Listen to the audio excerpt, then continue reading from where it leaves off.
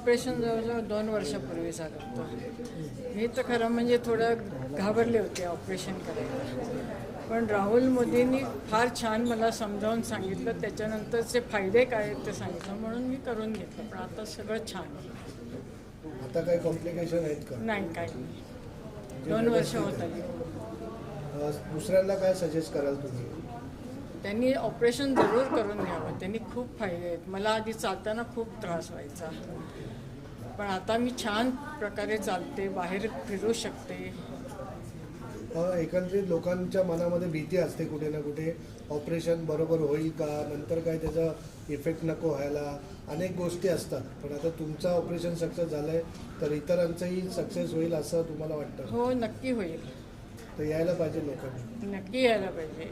तर counselling, doctor राहुलमध्ये counselling पण छान करतात. का तुम्ही ऑपरेशन करून घ्यायला पाहिजे, छान प्रकारे समजावून सांगितलं मला, म्हणून मी तयार झाले. Thank you sir. जी नमस्कार, मैं doctor Rahul Modi, orthopaedic robotic knee replacement surgeon हूँ। मैं Kapadia multi speciality hospital Goregaon west का ओनर हूँ और हमने यहाँ पे अभी रोबोटिक नी रिप्लेसमेंट सर्जरी शुरू की है।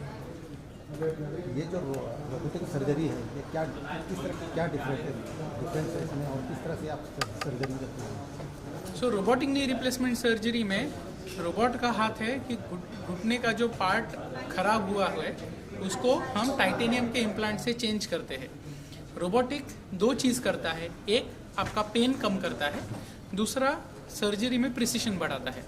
इसके वजह से ऑपरेशन के बाद रिकवरी बहुत फास्ट होती है, नी अच्छे से बैलेंस हो सकता है, जिसके वजह से हम आगे जाके स्क्वाट भी कर सकते हैं और पालथी भी मार सकते हैं।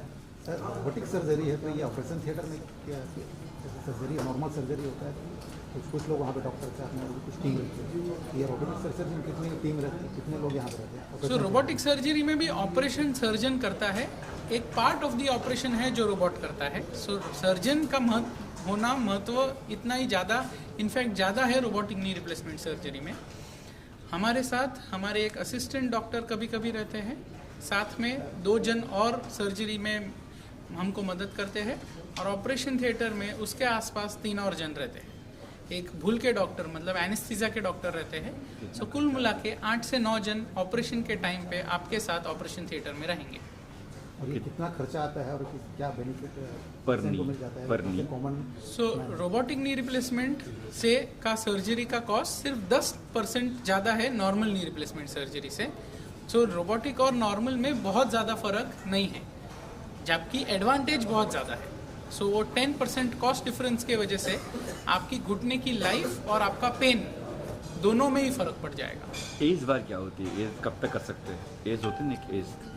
सो नी रिप्लेसमेंट सर्जरीज की कोई एज ग्रुप या एज लिमिट नहीं है। हमारे जो सबसे ओल्डेस्ट पेशेंट है वो 87 ईयर्स के थे जब हमने उनका नी रिप्लेसमेंट किया था।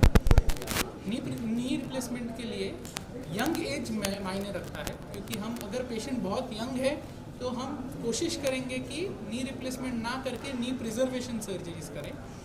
बट ओल्ड ये पेशेंट जो सर्जरी नी रिप्लेसमेंट का जो सर्जरी लगता है वो यूजुअली 60 के बाद किया जाता है। कुछ पेशेंट है जिनको 50-55 में भी करना पड़ता है, उनके लिए हमारे पास दूसरे ऑप्शंस भी है, जैसे पार्शियल नी रिप्लेसमेंट हो गया, अलाइनमेंट करेक्शन हो गया।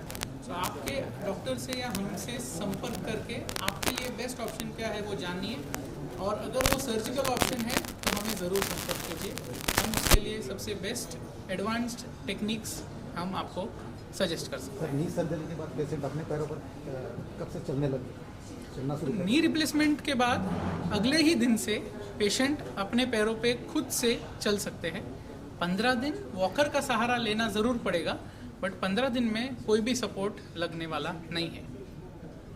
प्राइस की बात कर, सॉरी, अपना गरीबों की बात करें, गरीब लोग होते हैं सो जो उनके लिए- नॉन अफोर्डिंग पेशेंट्स हैं उनके लिए भी ये रोबोटिक नी रिप्लेसमेंट सर्जरी, मैं ये मानता हूँ कि जस्ट बिकॉज पेशेंट के पास पैसा नहीं है उनको अफोर्डेबल हेल्थ केयर या क्वालिटी हेल्थ केयर नहीं मिलना चाहिए, ऐसा होना नहीं चाहिए।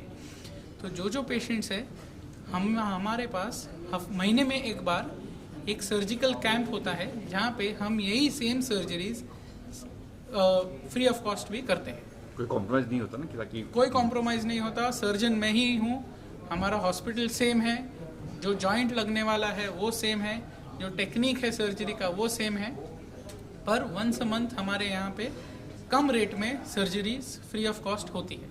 आपका जब स्लोगन हम क्या? जब हम फ्री ऑफ कॉस्ट बोलते हैं, मतलब कि जो भी स्टैंडर्ड इम्प्लांट का और दवाई का खर्चा लगता है बस वही पेशेंट को भरना है, बाकी कोई कॉस्ट नहीं लगेगा। आपका स्लोगन क्या है?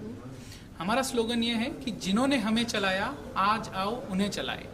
सो जो बच्चे लोग उनके माँ बाप के लिए ये देख रहे हैं, उन्होंने जब आप छोटे थे आपको चलाने का, उन्होंने आपको चलाया था, चलना सिखाया था, आज आपके पास वो चांस है कि जब वो नहीं चल पा रहे तो आप उनको ये नई जिंदगी दे, नए घुटने दे और नई चलने की उम्मीद दे।